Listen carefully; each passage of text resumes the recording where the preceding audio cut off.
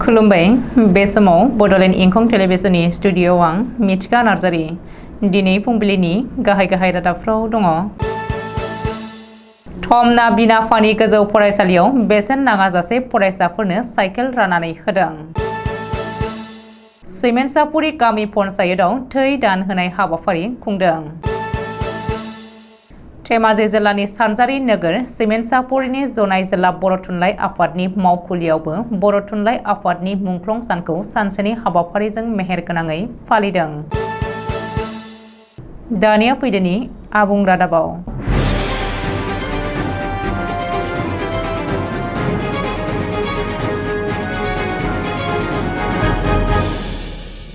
बाक्सा जिल्ला मसलपुर सोलोंथाइ खोन्दोनि सिङाव थानाय थमना बिनाफानि गोजौ फरायसालियाव आसाम सोरखार आरो बिटिसि सोरखारनि खौसे बानजायनायाव आबुङै बेसेन नाङाजासे फरायसाफोरनो साइकेल राननानै होदों।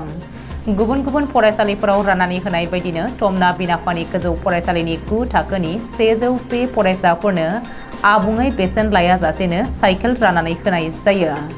बे साइकेल राननानै होनाय हाबाफारियाव बिटिसि सोरखारनि आबाद बिफाननि मावफुं सोद्रोमा कनसियाम दासआ बाहागो लानानै फरायसाफोरनो साइकेलफोरखौ राननानै होनायखौ नुनो मोनो।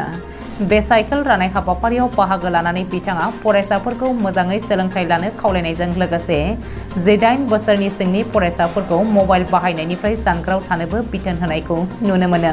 बे साइकेल राननाय हाबाफारियाव फरायसालिनि गाहाय फोरोंगिरि असुत दासजों लोगोसे फरायसालिनि गासै फोरोंगिरिफोर आरो फरायसालि सामलाय आफादनि आफादगिरि नेहाथारि बिथांमोनखौबो बाहागो लानायखौ नुनो मोनो। धेमाजि जिल्लानि सिङाव थानाय सिमेन्टसापुरि गामि पन्चायतनि मावखुलियाव सावलुं सुकाफा बहुमुखि प्रकल्प सिमेन्टसापुरिनि बानजायनायाव जनाय महकुमा खुंथाय आरो धेमाजि जिल्ला सावस्रि बिफान धेमाजि अहमारिक देहा फाहामसालिनि मददजों आयुष्मान भव आरो धेमाजि जिल्ला गायसनथाय सानजों लोब्बा लाखिनानै थै दान होनाय हाबाफारि लादों।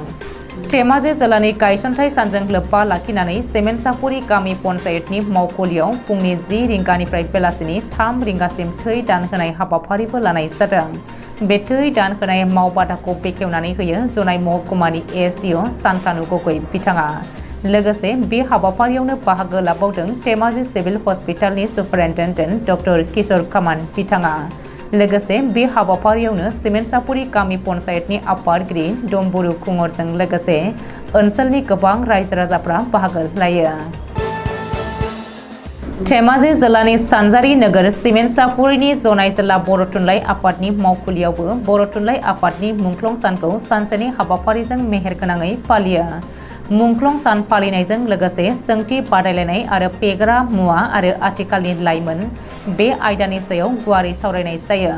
सावरायमेलाव आलासि महरै धेमाजि जिल्ला इउबिपिअनि गाहाय नेहाथारि दीपांकर नार्जारि, सावरायमेलनि बुंथिगिरि महरै बिमल मोसाहारि आरो बे हाबाफारियावनो बाहागो लाबावदों बोखावै लखिमपुर जिल्ला एबसुनि गायसनगिरि आफादगिरि रजत चन्द्र रामसियारि, बर' थुनलाइ आफादनि नेहाथारि सोरजिला औवारि, सिमेन्ट दखरा एबसुनि आफादगिरि सन्जीब रामसियारि, सानजा सानजारि नोगोर दखरा इउबिपिअनि आफादगिरि राजु बसुमतारि, सिमेन्ट दखरा आबोबनि बोसोनगिरि माधुरि बसुमतारि आरो सिमेन्ट दखरानि सिङाव थानाय गोबां दैदेनगिरिफ्रा बाहागो लादोंमोन। दिनै फुंबिलिनि रादाबा एसेनोसै। गोजोन्थों।